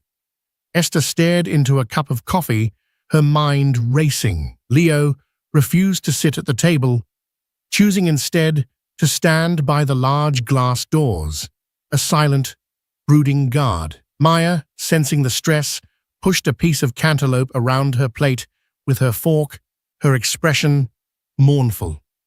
Just after 9, Damien appeared. He wasn't wearing a suit. He was dressed in jeans and a simple black t-shirt, a look so reminiscent of their early days together that it made Esther's heart ache with a phantom pain. He looked tired, as if he hadn't slept at all. "Good morning," he said, his voice gentle. It was a tone she hadn't heard in almost a decade. Esther didn't respond. Leo took a half-step forward, placing himself between Damien and his mother. "You should go," the little boy said, his voice small but steady. "You're upsetting my mummy." Damien stopped, his eyes fixing on the boy. He didn't look angry, he looked astonished. He crouched down slowly so he was on Leo's level. "You're right," Damien said softly. "And I'm sorry for that. You're a good man, looking out for your mom." He glanced at Esther. "He's brave." The simple compliment disarmed her for a second. "He's had to be," she replied, the bitterness creeping back into her tone. Damien's gaze was filled with a pained self-recrimination. He turned his attention to the little girl. "And what's your rabbit's name?" he asked Maya. Maya hid behind her chair, clutching her stuffed animal tighter. She whispered, "Barnaby, Barnaby," Damien repeated with a small, sad smile. That's a very fine name." He stood up, sensing he was making no headway. "Esther, can we please talk alone?" She looked at her children, then back at him. "Fine, 20 minutes." She led him out to the patio, the cool morning air, a welcome relief from the suffocating atmosphere inside. For a long moment, they stood in silence, looking out at the valley. "Why?" Damien finally asked, his voice raw. "Why didn't you tell me, Esther, all these years? You could have called. You could have written. You knew what I should have done." Esther let out a short, sharp laugh, devoid of humor. "Done what, Damien? Flown in on your private jet and played the doting father for the cameras. Written a bigger check. You made it perfectly clear you wanted a life free of anchors. You told me I was dragging you down, that my small dreams were incompatible with your destiny. And then you sent a check like you were settling a bad business deal. You didn't just end our marriage, you tried to erase it. Why on earth would I invite that man into my children's lives?" Every word was a perfectly aimed dart, and every one of them hit its mark. He flinched, remembering the cruel, ambitious young man he had been. "I was wrong," he whispered. "I was an arrogant fool. I was so terrified of failing that I pushed away the only thing that ever mattered." "You weren't a fool, you were cruel," she corrected. "And you weren't just pushing me away, you were listening to someone else." Damien frowned. "What are you talking about?" "Mark," she said, naming his former best friend and original business partner, Mark Renshaw. "The week before our final fight, he came to see me. He told me you were under incredible pressure and that I needed to give you space. He said I was distracting you, that my calls and my worries were making you lose focus. He made me feel like I was the villain in your story." Damien's blood ran cold. He and Mark had had a bitter falling out 3 years ago over the company's direction. Mark had wanted to cash out. Damien had wanted to build an empire. Damien had bought him out for a fraction of what his shares would later be worth, and they hadn't spoken since. "Mark spoke to you?" Damien asked, a new dark suspicion forming in his mind. "He told me that you were considering a major sacrifice to secure the final round of funding." Esther continued, her voice trembling with the memory. "He made it sound like you were thinking of leaving me for someone more connected." He planted a seed of doubt, Damien. "So when you started that fight, when you said those horrible things, a part of me believed it was because you'd already replaced me. A lie, a manipulation. It had all been built on a lie." Damien's memory flashed back to that final week. Mark had been the one feeding him stories too. Vague, poisonous whispers. "I saw Esther having coffee with that professor again. She looks happier with him. She told my wife she's not sure she can handle the pressure of being married to someone like you. Be careful, man. Don't let anything get in the way of this deal." He had been insecure, driven, and terrified. Mark had played on his deepest fears, painting Esther as a liability. At the exact moment Damien was most vulnerable, he had engineered their breakup. But why? The answer hit Damien with the force of a physical punch. The initial Series A funding. The lead investor had been notoriously old-fashioned, a man who believed a CEO should have a stable home life. But there was a clause, a key man clause, that also had a morals component. A messy divorce or scandal could have jeopardized the deal. If Mark could get rid of Esther before the deal closed, she would have no claim. If Damien divorced her after, she would have been entitled to a significant portion of his initial shares. Mark hadn't just wanted Esther out of the way emotionally, he had wanted her out of the way financially. He had wanted more of the company for himself. "Oh my God," Damien breathed, stumbling back against the railing. He lied. He lied to both of us. Meanwhile, in the main house, Isabel Sterling was not handling things. She was waging a war. She had spent the night on the phone with her father and two of the most ruthless private investigators money could buy. "I want everything on her," she had hissed into her phone. "Esther Vance. Every job she's had, every dollar she's earned, every man she's dated since she left him.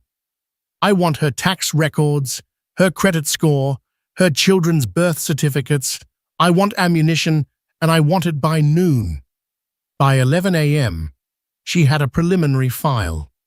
It painted a picture of struggle and dignity that to Isabel's eyes looked like a litany of failures. Community college courses in culinary arts, rented apartments, a part-time waitressing job, a small catering business run out of her two-bedroom apartment. There was no secret benefactor, no hidden wealth, just a woman working herself to the bone to stay afloat. And then she found it. The details she could twist into a weapon. On the birth certificates for Leo Vance and Maya Vance, the space for father's name was empty. It was left blank. A cruel, triumphant smile spread across Isabel's face. She found Damien on the guest house patio, still reeling from his revelation about Mark. Esther had gone back inside to be with her children. "I think you'll want to see this," Isabel said, her voice dripping with false sympathy as she handed him a tablet, displaying the digital copies of the birth certificates. He stared at the empty space where his name should have been. It was another knife in his heart. "She erased you, Damien," Isabel said, softly twisting the blade. "For all her talk of you abandoning them, she made sure you legally didn't exist. She could have put your name down. She could have sued for child support at any time. But she didn't. Why? Maybe she wasn't sure. Maybe there was someone else. A woman doesn't just leave that blank unless she's hiding something." The poison of the suggestion hung in the air. For a fleeting second, the old insecure Damien flickered. Could she be right? Then he looked through the glass door and saw Esther on the floor, helping Maya put a puzzle together, her face a picture of weary, patient love. The woman he knew, the real Esther, would never have been unfaithful. The lie he had believed for 7 years had come from Mark, not her. "No," Damien said, handing the tablet back. "She left it blank because she was protecting them from me, from the man I was. She didn't want her children legally tied to a man who threw their mother away like garbage." Isabel's face hardened. Her gambit had failed. "So that's it. You're just going to blow up your entire life for a woman who has done nothing but struggle and a couple of kids you met yesterday." "They are not a couple of kids," Damien bit out, his voice shaking with a protective fury that was entirely new to him. "They are my son and my daughter. And she is the woman I betrayed because I was a fool who listened to a snake. The only thing I'm blowing up, Isabel, is the lie I've been living." He pulled the 10-carat diamond ring from his pocket, the one he'd retrieved from the platform after the chaos. He didn't hand it to her. He placed it firmly on the patio table between them. "This is over," he said quietly. "Our engagement, our merger, it's over." Isabel stared at the ring, then at his face, her expression a mixture of disbelief and pure hatred. "You will regret this," she whispered, her voice a venomous promise. "I will not be publicly humiliated and discarded. My family will crush you. I will personally tear down everything you have ever built. You think you've seen a scandal? You have no idea what's coming." She turned on her heel and stormed away, a whirlwind of silver silk and shattered ambition. Damien watched her go, but he felt no regret, only a terrifying, liberating clarity. He had just declared war on his own life, his own carefully constructed world. He turned back to the guest house, to the window, where his past, present, and future were all contained in one small, sunlit room. He had to fix this, not by writing a check, but by dismantling the past brick by painful brick and begging for the chance to build something new. His first call would be to his lawyers. His second would be to find Mark Renshaw. The reckoning was just beginning. Damian Blackwood, for the first time in his adult life, ceded control. This wasn't the volatile, reactive anger of a cornered executive. It was a terrifyingly calm surrender to a singular purpose. He didn't storm out to find Mark Renshaw, phone screaming with threats. He didn't issue demands or deploy his usual shock and awe tactics of corporate warfare. Instead, he retreated into the heart of his empire, the two-story library, and turned its resources inward. He acted with the cold, calculating precision he normally reserved for a hostile takeover, but this time the company being dismantled was his own carefully constructed past, and the target was the unvarnished truth. For 48 hours, the library became a war room. He locked himself in with his top two corporate lawyers, a silver-haired, unflappable man named Elias Vance. No relation to Esther, a cruel irony Damian noted, and a sharp young woman named Chen, along with a team of forensic accountants who could find a single misplaced dollar in a sea of transactions. The air was thick with the scent of old paper and fresh coffee. Damian himself didn't speak much. He sat at the head of the massive oak table, his eyes fixed on a bank of monitors, his posture radiating an intensity that made the high-priced professionals around him uneasy. They were used to his commands, his vision, his relentless forward momentum. They were not used to this quiet, methodical excavation of his own history. We're looking for any and all correspondence between Mark Renshaw and our Series A investors, specifically Arthur Kensington, Damian stated, in the first hour, his voice flat. Check personal emails, server, backups, everything. I want every contract, every financial statement, every memo from the 3 months leading up to the close of that deal. May I ask the nature of the inquiry, Damian? Elias asked cautiously. Damian looked up from his screen, and his eyes were devoid of all emotion. Mark Renshaw cost me 7 years. I'm here to find out what I paid for it. They worked with a single-minded focus. Hours bled together.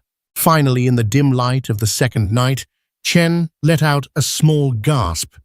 Sir, I think you need to see this. Damian was at her side in an instant. On the screen was an old archived email chain. The subject line was innocuous, finalizing loose ends. It was between Mark and Arthur Kensington. The men discussed deal points, lawyers' fees, and then a single paragraph from Mark that made the blood freeze in Damian's veins. And regarding the other matter we discussed, Arthur, rest assured. I'm handling a small personal complication on Damian's end. It will be resolved cleanly and quietly before we close, ensuring no future entanglements or claims on his founder's shares. He'll be fully focused and untethered for the road ahead. No future entanglements. The phrase echoed in the silent room. He wasn't a husband. Esther wasn't his wife. Their love, their shared dreams, their life together, it was a personal complication, a loose end to be snipped. Their marriage had been reduced to a line item on a risk assessment, a problem to be handled by his best friend so that Damian could be untethered. The betrayal was so profound, so complete, it wasn't a stab in the back. It was the slow, deliberate poisoning of the very air he had breathed. He finally understood. Mark hadn't just wanted Esther gone. He had wanted her share of the future, the portion of a founder's equity that would have rightfully been hers. in a divorce. He'd sacrificed her for greed. Damien printed the email, his hand steady. He folded the paper and put it in his pocket. "That's all," he said to the room. "Thank you for your work." He then turned to his lawyers. "Elias, prepare a case against Mark Renshaw for fraudulent inducement and breach of fiduciary duty. Spare no expense." While his legal machine whirred to life, Damien turned his attention to a more important task, one no lawyer could handle: atonement. He knew instinctively that grand gestures would be seen as an insult. He couldn't buy his way back into this family. He had to earn it inch by painful inch. He started by observing. He learned from one of the guest house staff that Maya, his quiet, observant daughter, was distraught because her stuffed rabbit Barnaby had lost an eye in the move. That evening, Damien sat alone in the cavernous living room, a place he usually only saw during parties. He had a sewing kit, something the housekeeper had to find for him. His large, capable hands, so used to navigating a keyboard or signing nine-figure deals, were clumsy and awkward with the tiny needle and thread. He stabbed his finger twice, cursing under his breath. But he persisted, spending an entire hour painstakingly stitching a small black coat button onto the worn fabric of the rabbit's face. It was slightly crooked. It didn't quite match the other eye, but it was secure. He left it on the guest house porch before dawn with a simple, handwritten note for Barnaby. He watched his son Leo, a boy with his own determined jaw and a fire in his blue eyes. He saw the child playing for hours with a small set of old, mismatched plastic blocks.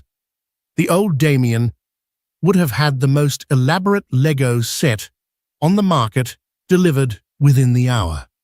The new Damien walked down to his personal workshop, a sterile space filled with 3D printers and tech prototypes. He pushed it all aside. He found planks of walnut and maple he'd bought for some forgotten project. He spent the entire day cutting and sanding, the scent of sawdust filling the air. He wasn't building a prototype. He was building a memory. He remembered a set of simple, heavy blocks his own grandfather, a carpenter, had made for him. He remembered the solid feel of them in his hands. He sanded every edge until it was perfectly smooth, rubbing them with natural oil until the grain shone. He left the large, heavy crate of blocks on the patio with no note attached. Esther watched all of this from the windows of the guest house, her heart a confused battlefield. She wanted to hold on to her anger. It was a shield she had carried for 7 years, and it had kept her safe. But every small act, every quiet gesture, was a chisel against that shield. This wasn't the Damien she knew. The Damien she knew outsourced everything. He didn't fix things, he replaced them. This man, this stranger who looked like her husband, was patiently, humbly trying to mend a world he had shattered. One afternoon, she found him by the vineyard's edge, just staring at the rows of grapes, his shoulders slumped. "My lawyers found the emails," he said, without turning his voice thick. "Between Mark and our first big investor. You were right about everything. He engineered the whole thing. He told me you were a distraction, and he told Kensington you were a complication he was handling." "I'm sorry, Damien," she said softly, and the words surprised her with their sincerity. She wasn't sorry he was hurting. She was sorry for the man he had been, the man he'd lost along the way. He finally turned to face her, and his eyes were full of a pain so raw it was startling. "Sorry, Esther. Don't you dare be sorry for me. I am the one who is sorry. I let my ambition and my fear make me a monster. I let another man poison my mind against the only pure thing in my life. I was weak and arrogant and so desperate to prove myself that I burned down my own home. He took a shaky breath, his gaze drifting toward the guest house where the children were playing. I have wasted 7 years of our lives. But that's not the worst of it. I have wasted 7 years of their lives. I missed their first steps. I missed their first words. I wasn't there to hold them when they had a fever or chase away a nightmare. I can buy anything in this world, Esther, but I can never ever buy back that time. He wasn't making excuses. He was delivering a verdict upon himself.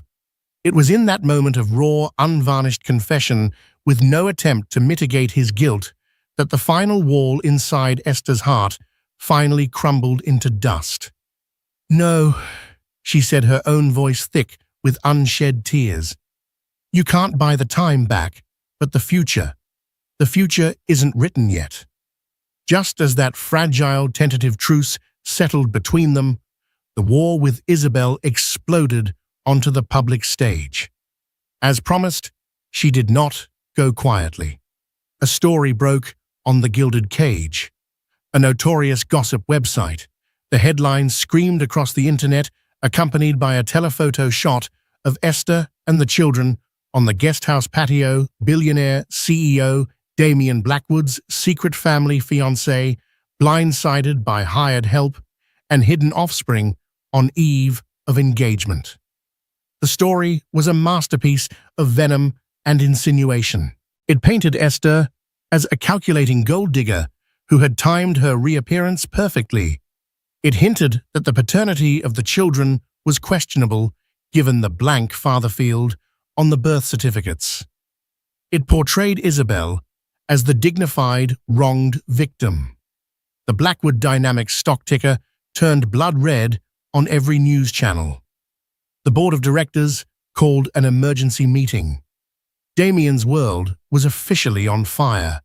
The old Damian would have unleashed his PR army, drowning the story in counter-narratives and threatening lawsuits. The new Damian did something entirely different. He called a press conference, not at the sterile headquarters of his company, but on the sun-drenched lawn of his estate. He didn't stand behind a lectern.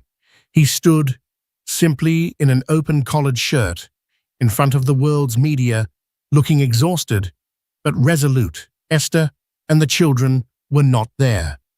This was his battle to fight his mess to clean.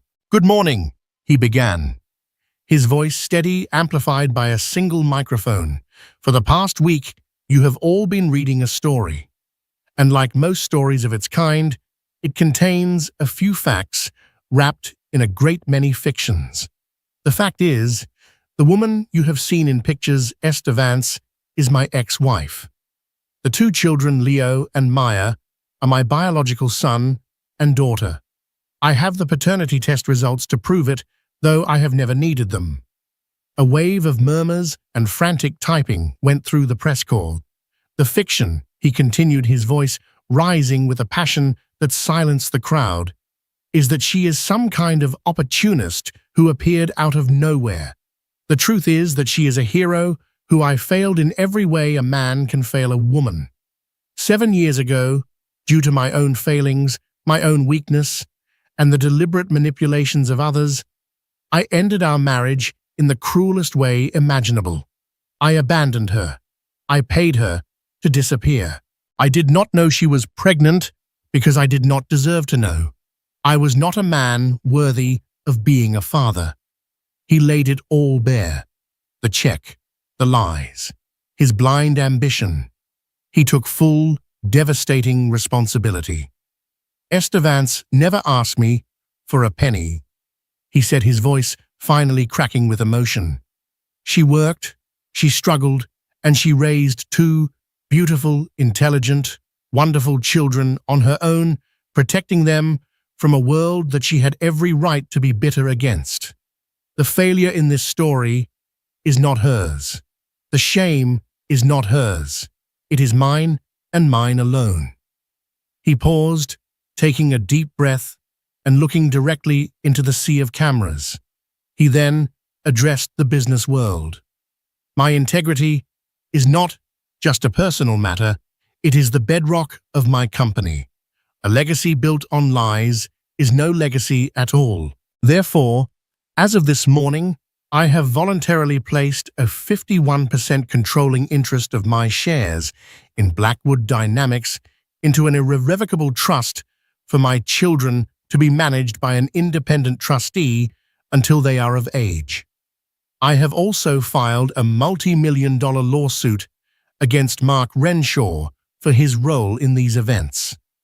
And finally, I have broken off my engagement to Isabel Sterling. He didn't take any questions. He simply finished speaking and walked back into his house, leaving the world to digest the stunning, brutal honesty of his confession. That evening, the air was cool and quiet. He found Esther and the children on the patio of the guest house. Leo was on the ground, proudly showing him the tall, intricate fortress he had built with the new wooden blocks. Maya was asleep on her mother's lap, Barnaby the rabbit, with his new, slightly crooked button eye clutched to her chest. Damien didn't say a word. He just sat down on the steps a few feet away watching them. He was a man, stripped of his pride, his public image in tatters, his company no longer solely his future a terrifying blank, and yet the hollow space in his chest was gone. For the first time in 7 years, it was filled with something else. It was filled with a fragile, terrifying, and overwhelming sense of hope. Esther looked over at him, the setting sun casting a warm, forgiving glow on his face. She saw the boy she had fallen in love with, the fool he had become, and the man he was desperately trying to be. She offered him a small, tentative smile. It wasn't forgiveness, not yet. It wasn't a promise. It was a beginning. And for Damien Blackwood, it was worth more than his entire empire. In the end, Damien Blackwood's greatest merger had nothing to do with business. It was the merger of his past and his future. He lost a fiancée, a fortune, and the flawless reputation he'd fought so hard to build. But in its place, he found something real, a chance at redemption, and the family he never knew he had. The journey to rebuild that trust would be long and difficult, but for the first time, the billionaire felt truly rich. What would you have done in his shoes? Can a mistake that big ever truly be forgiven? Let us know your thoughts in the comments below. If this story of love, betrayal, and second chances moved you, please give this video a thumbs up. And don't forget to subscribe to our channel for more unforgettable real-life dramas. Share this with someone who loves a story that proves it's never too late to right a terrible wrong.